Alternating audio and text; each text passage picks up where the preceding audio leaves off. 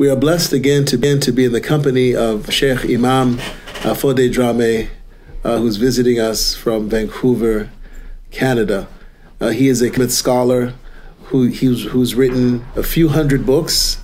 He's spoken, he speaks several languages, and he devotes most of his time to expounding the spiritual meanings of the Quran and helping people on their journeys in life and helping with their healing through the medicine that's in the Quran. Today, he's continuing a conversation that we started about rites of passage, initiation into manhood and womanhood. How do boys and girls reach or accomplish the unfolding of their sacred masculinity and sacred femininity? Thank you for joining. Thank you for joining me, Imam Fode Drame. It's always an honor to be in your presence. My pleasure. My pleasure to be here. Could you say a few words about, what kind of man graduates, so to speak, from a Quranic initiation or Jahanke initiation? The elders who guide the boys through this journey, what kind of man are they hoping to give birth to?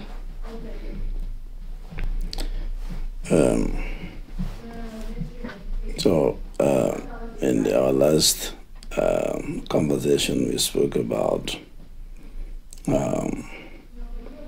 the initial stages of the initiation,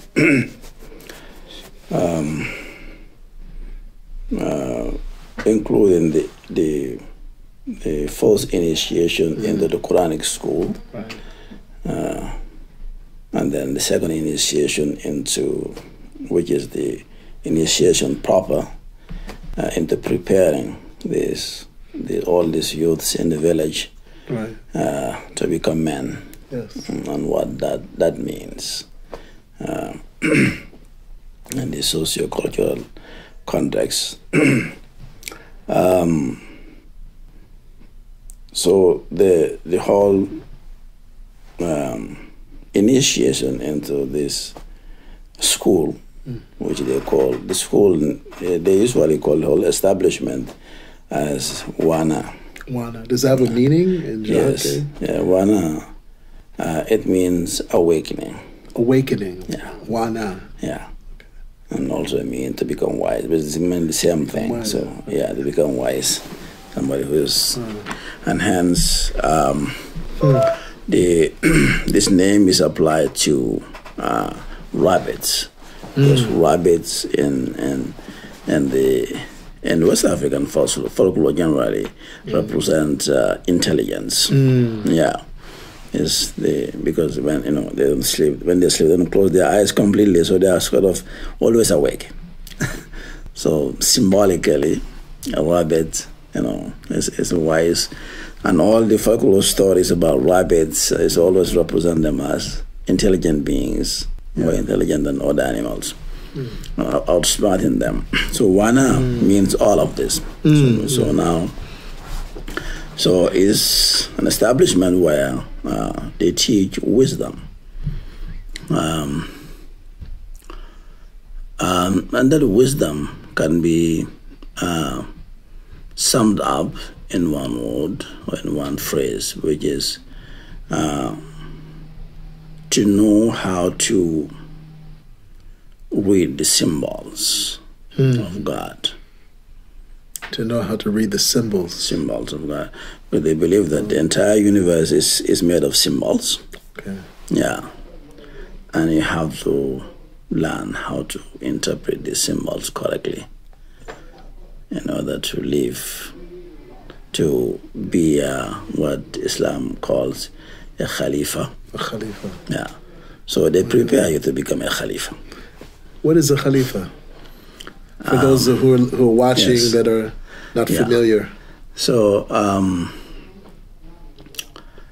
a Khalifa is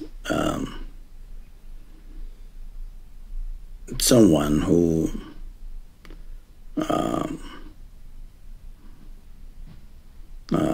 represents the will of God and the earth. That's called a Khalifa.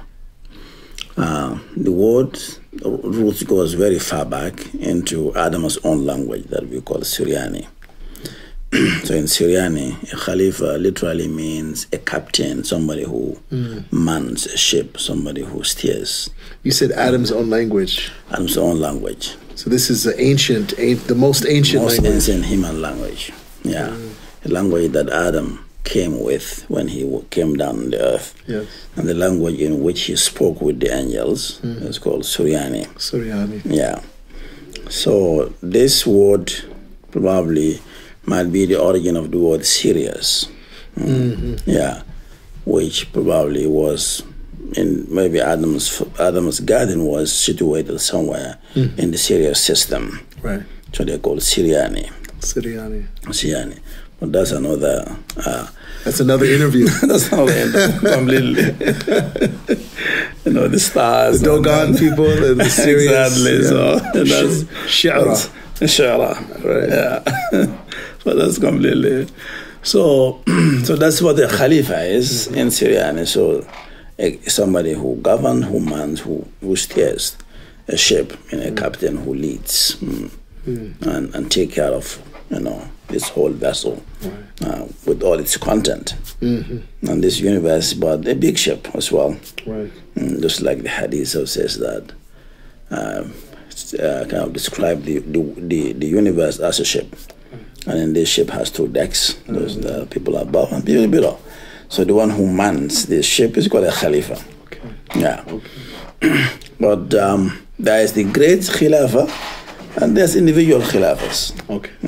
There's a great Khalifa who is one person who mans, who is lead the whole world at a given time. Right. So they have other names for Qutub, same concept. Right. So it's a Khalifa. But every individual who has been initiated is a Khalifa in his own right.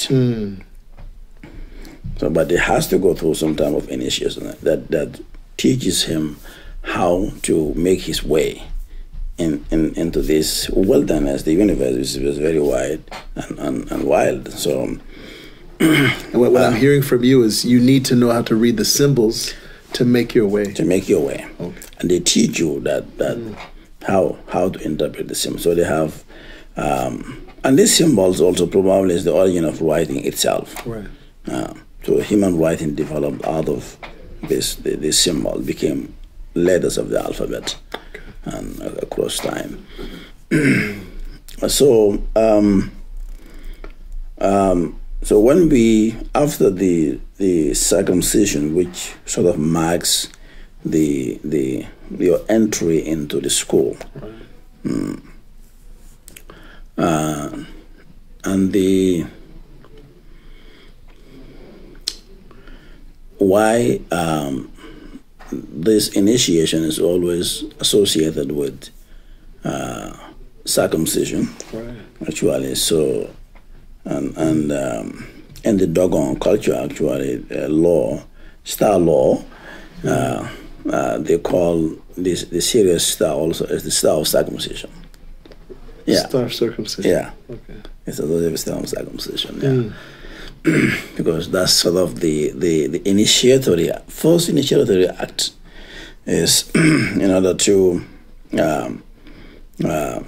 transition from being a minor to become a man, properly speaking. A man who is initiated into the mysteries of God. So after that operation takes place, then there is they built a sort of a makeshift booth called Juju, where these neophytes are going to stay. So they have a makeshift building that they built from, straw and reeds and so forth. Very, very simple. And then so you have that. That's where they spend the night.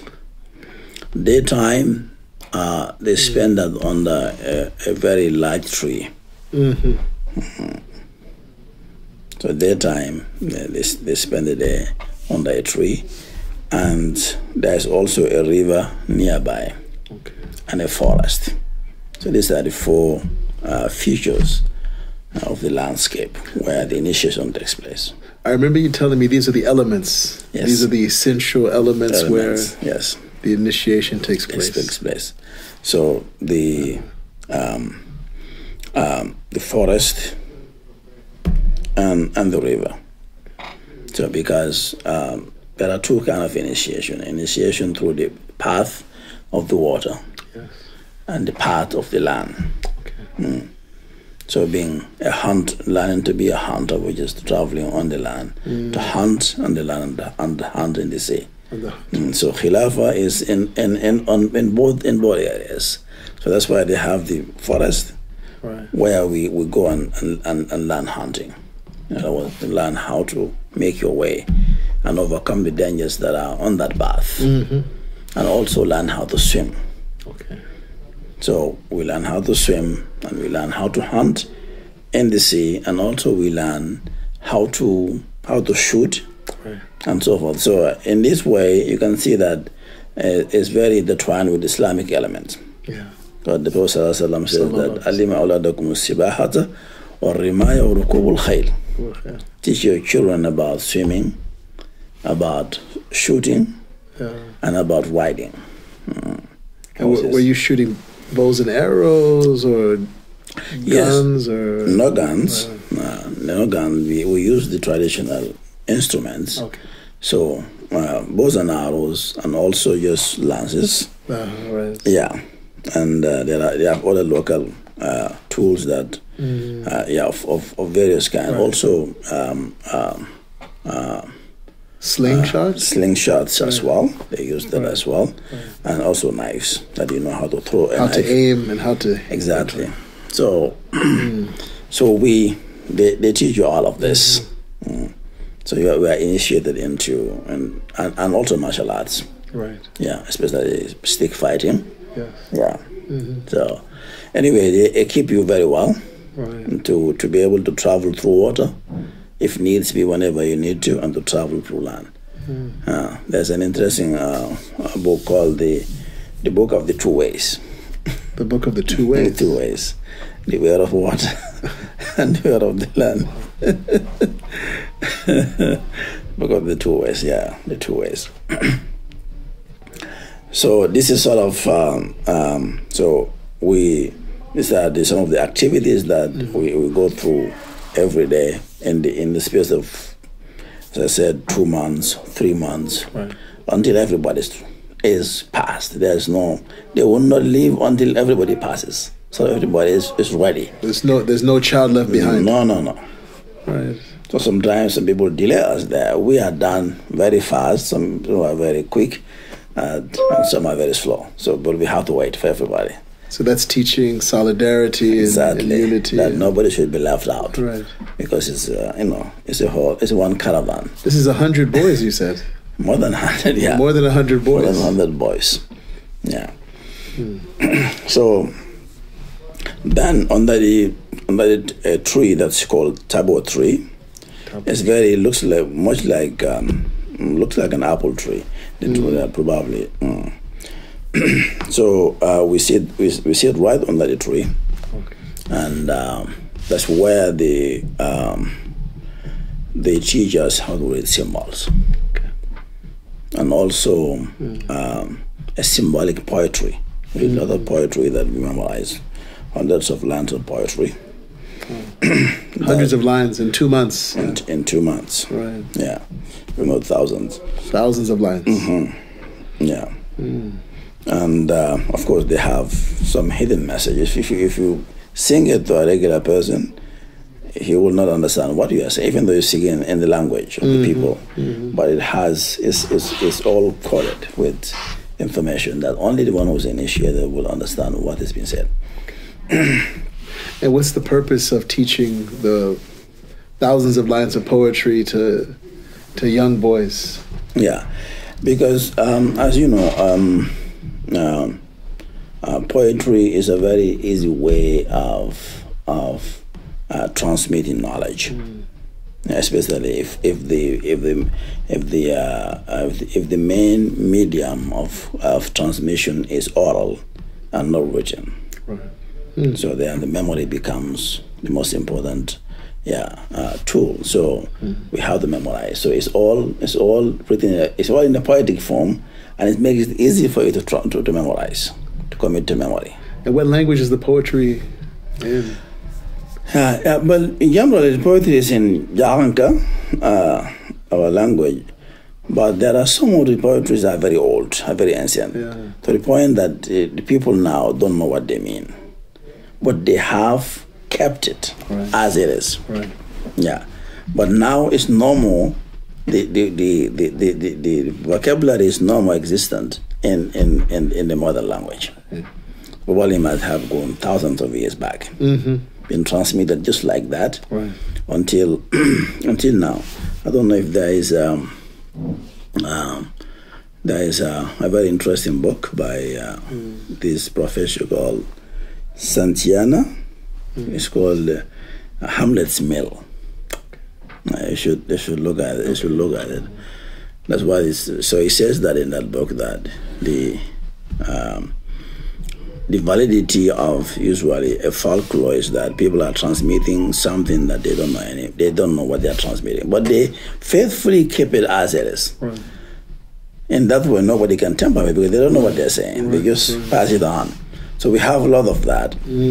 And it's myself through my own, later on, after my contract with Ancient Egyptian and all that, I came to decipher some of these poems. So you use Ancient Egyptian hieroglyphics to decipher these poems. So I transcribed them, because I know them by memory. I transcribed them into hieroglyphic alphabet, and their meaning became, unveiled.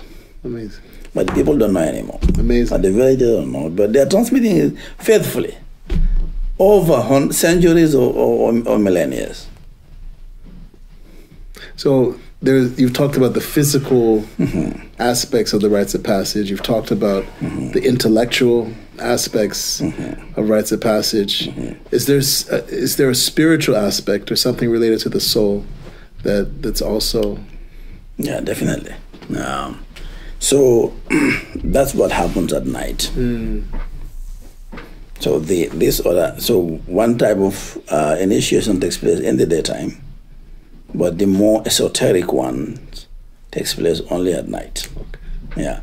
So when we go back into the usual at night, then that's when they initiated us into what they the true mystery of life. And but some aspects are hard to, of course, to speak of in public. But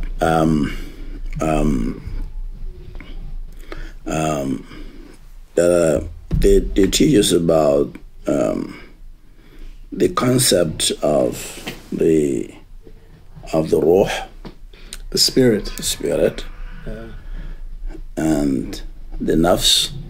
The soul, self, and the higher self, or the sort of what they call your double, the double, right? So they teach us about that, and also they teach us about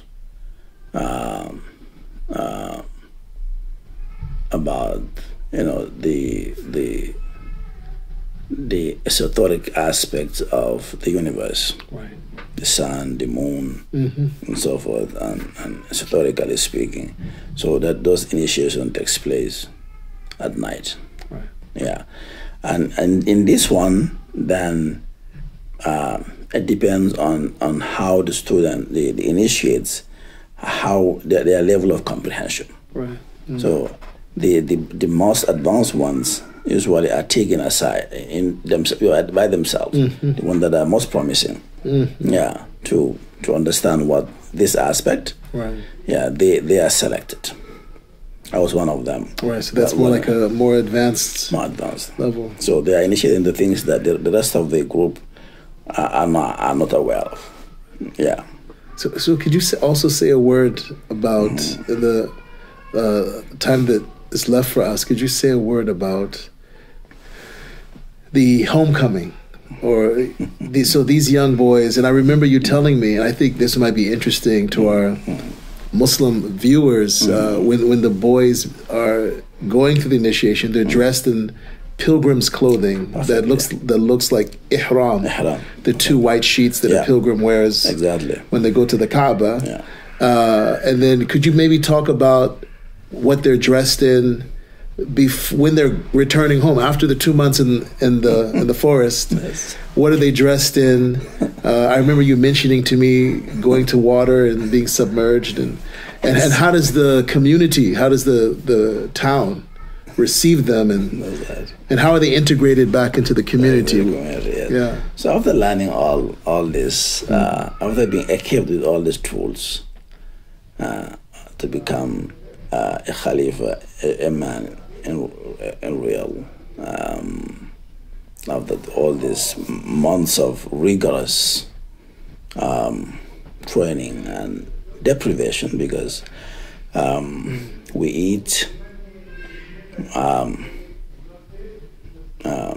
very in a very measured way. I can imagine it's very austere. It's very austere. Yeah. Yes. It's very austere. And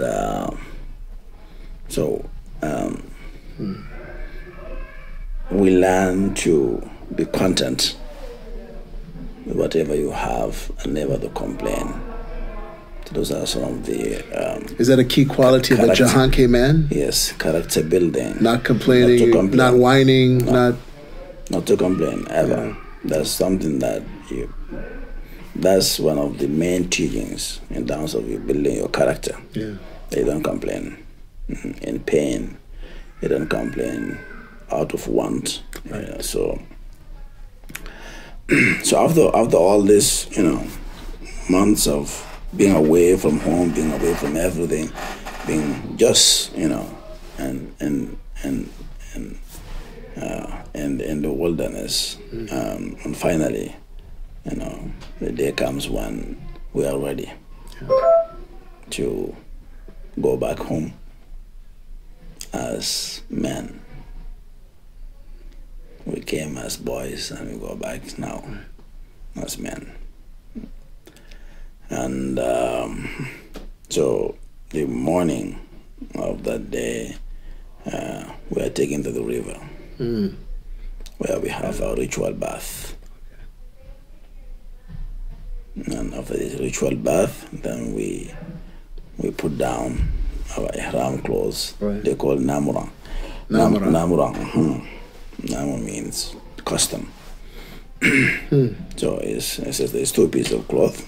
One you wear around you. It's very close, it's like the ihram, and it's white. That's white. It's white. Yeah. All of us same white. And so they get us into the river. It's like a baptism. Yeah. You die, but the symbolism is powerful. During those 3 months, we done bath. There's no bath? No. For 2 months? For 2 months. 2 or 3 months? Depending how long people stay. How long it takes for them to memorize. Yeah. So to learn how to swim. So 2 to 3 months, no bath. No bath. Okay. Yeah. So that's the day that now you are morally, spiritually clean. Now they're going to physically cleanse you as well. Yeah. So in the 2-3 months, the emphasis was on your inner cleanliness, so that all these defects and weaknesses are shed off, and then now they clean. The ritual bath comes in, and so they bathe all of us in this river, and very early in the morning, usually when the water is quite cold. Yeah. So they soak you in the water. Right. And then, right. Yeah. And when everybody's, bathed, and our new dress. Okay. what they call man's dress. Man's dress in Jahanke. Yes. Yeah. So you take off the custom. The dress is called custom, and then now you put on the man's dress. What does the man's dress look like? Yeah. It looks like very much like it's a top and a bottom, and the pant comes a little bit under your knee, and on top of it is the top one, which comes at the half of your thigh, and it's very well decorated. It has all these embroideries, and because they consider each one of us as a king. A king. They have that word also. You become like a king now. So the idea of if you are initiated, you are a king now. You're a king. Yes. Incredible. You deserve a throne. You are a man. So this is all this. So honestly, the dress looks quite alike the dress of the ancient Egyptian kings before. Like the pharaohs. Yes, the way they dress is very similar. That dress exactly it comes here. So I mean, this is the second or third time you've referred back to Egypt. Is there some connection between the Jahanke people and ancient Egypt? Yeah, apart from the linguistic affinity, which is now established very well, the two languages are very similar. So one must have derived from the other. Right. Yeah, definitely. But also the cultural affinity is very striking. Right. Yeah. Right. The initiation and all this, so it's very similar. So definitely it must have been a culture that migrated down towards the west from ancient Egypt. So when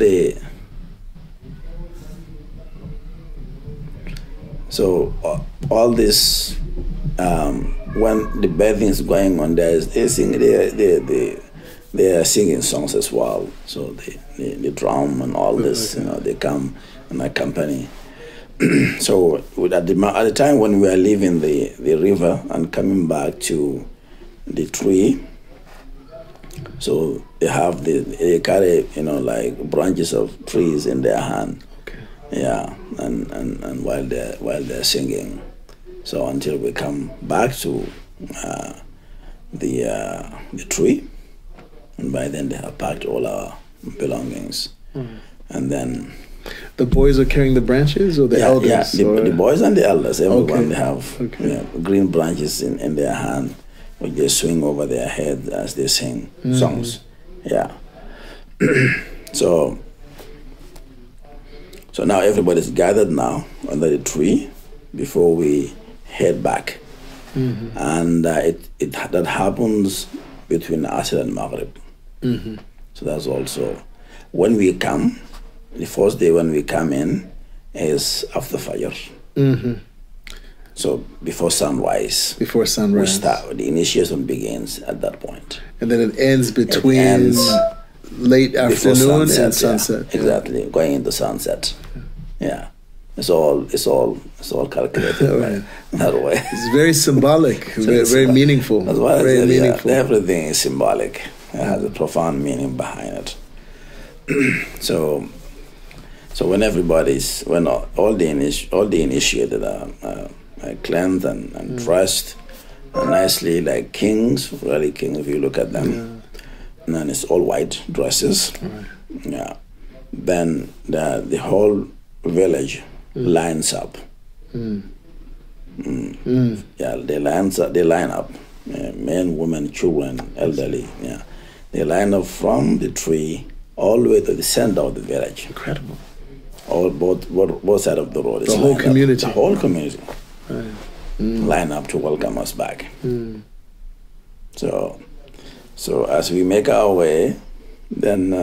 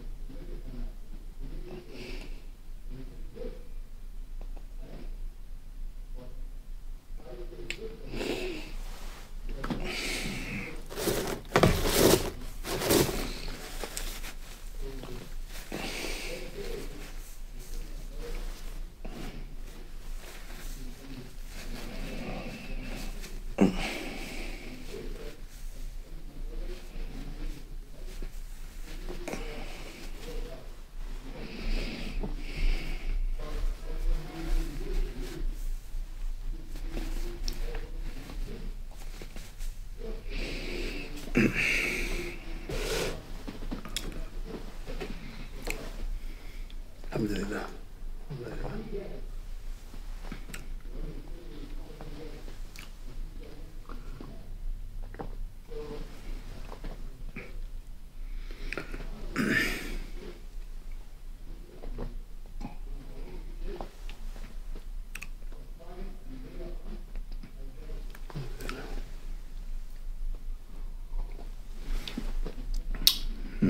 تحب أن تقف أو نستمر؟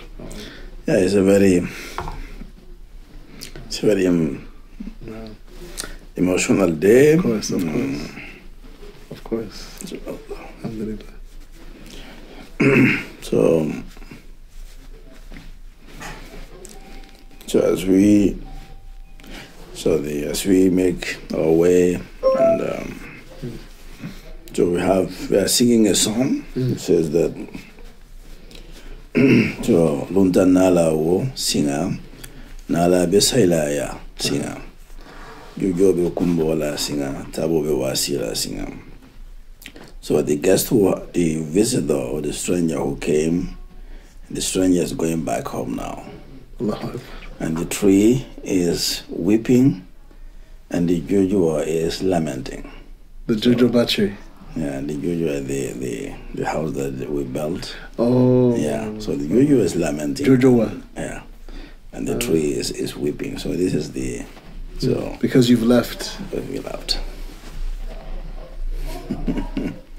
So that's how we keep on singing, and then people are welcoming us back, and so until the center of the village, that's where everybody gathers, finally to give us the final welcome and take us to our individual homes. Yeah. If you don't mind, you had said something about proving yourself when you get back. Yes. That you have to prove yourself and being given new responsibilities. That's right. So, well, if it was a Marxist, it would say that the struggle of classes. Right. But we are not communists for sure. So once we came in the back to the village, the generation before us, that means those who went to the circumcision before us, immediately above us, they will send us a message as a group challenging us to a wrestling match. And your brother was, your older brother was in that group? Yes, in that group. Yeah. Yes. Yeah, so we will have to, but now they are the holders of the title. Right. So if you want to hold the title, we have to take it from them. Right. So you have to challenge them. And what do the holders of the title do? So meaning that they are the one who are the men of the village, and we just came out in the village. Right. So they are the one who are leading. If we want to take over leadership now, we have to prove ourselves. Right. We have to prove that we are stronger than them. Right. So and wrestling is the means to prove. So then when that challenge comes, that invitation comes, then a date is set. For the wrestling match. For the wrestling match. Wow. Yeah. Whoever wins still stays as the leaders. And what do the leaders do? I'm interested. What kind of tasks do the leaders do in the village? Yeah. So they are the one who organize sort of all the activities in the village, from sweeping, cleaning the village, because we do that quite often. Right. Everybody comes out and sweep the entire village. And also and during the rainy season, when people grow their crops, they are also the one who are in charge of putting in enforcing the village law. Okay. They have their own set of laws as well. It's very well organized. So they have laws against causing fire. Right. Okay. Laws against your animals destroying people's crops. Mm-hmm. So they have set of rules, and you know. So if they win, and the penalties that are attached to that. So they are the one. They are the government. Put it that way. So and the elders allow them to do this. Yes, completely. Yes, the elders are there only to advise, but they are the executive government of the village. I think that's something missing from American rites of passage. That's right. Initiation ceremonies. A lot of times you have amazing programs, but the graduates, the initiates who come out of them don't have any new responsibilities in the community or in the society. Exactly. They have to have a definite task that helps them perpetuate this acquisition they have. So it has to be a room for them to act it out, right? To live it, right? Not just to study it, but also to implement it. Yeah. In conclusion, we were going to make this 2 segments, but I know we're short on time. And could you just say, there are many women watching, girls, I'm sure as well. I know you had told me that you didn't go through the women's rites of passage, the girls' rites of passage. Understandably so, but what could you share with girls and women that are watching about how a Jahanke girl comes into womanhood? What does she learn, and what kind of trials or ordeals does she face? How is she integrated back into the community? That's right. So most of the major features are similar, except that the activities are a bit different. They don't go in the forest, even though they do take expeditions, but they live somewhere at the edge of the village,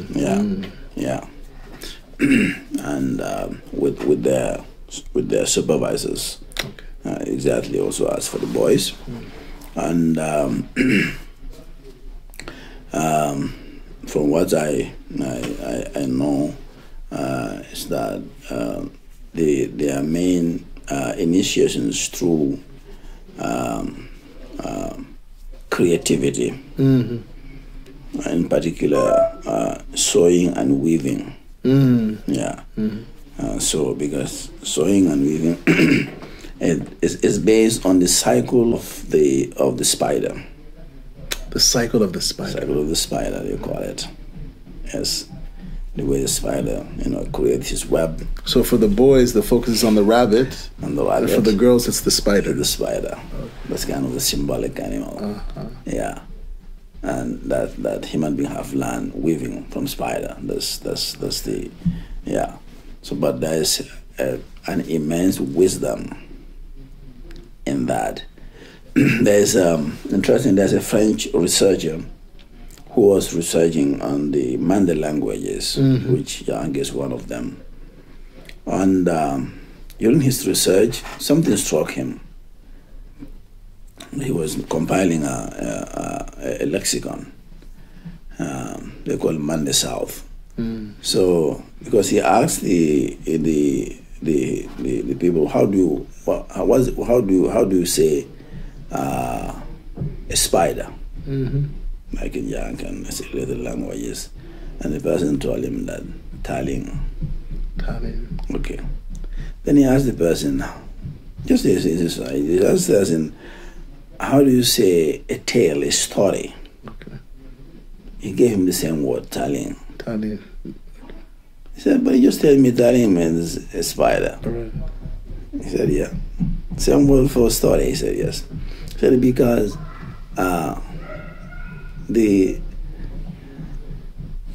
storytelling is like weaving. You spin a tale. Exactly. Yeah. You are spinning. You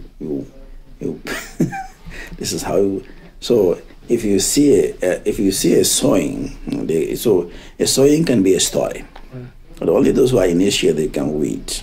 If you weave something with a story in. So this is the area where the women are focused on this type of knowledge. Yeah. Right. Yeah. So around that there's a whole body of wisdom that they are taught. And that includes also medicine as well. That's also the women who are taught medicine mainly. Right. Understandable, because they're giving birth and exactly. So they learn all of that. Otherwise, the men become the guardians of the medical industry, like we have here in the West. Yeah. So it's completely the opposite naturally. Yeah. and herbs and different herbs and their benefits and all that also is mainly women who are initiated into that. And when the girls come back to the village, what is that like? Yeah. Also, do they wrestle? I'm imagining they don't wrestle. That's not wrestling. There's no wrestling. That's not wrestling, but that's dancing. Okay. Yeah. So the competition is dancing. Okay. But there's a tradition, even for us two men, there's a special dance that is only initiated will know how to dance. It's very complicated dance. Okay. But it's a dance also that has a message. It's a language also, but in your movement. Yeah. So excellent. Yeah. Yeah. So when we come back in the center of the village, before we go home, everybody has to make that dance. Each one of us. So you have to learn that dance correctly, the movement. So, but for the girls, that's where they have the competition between the former and the latter. Oh, really? Yeah. So after the dance-off, right?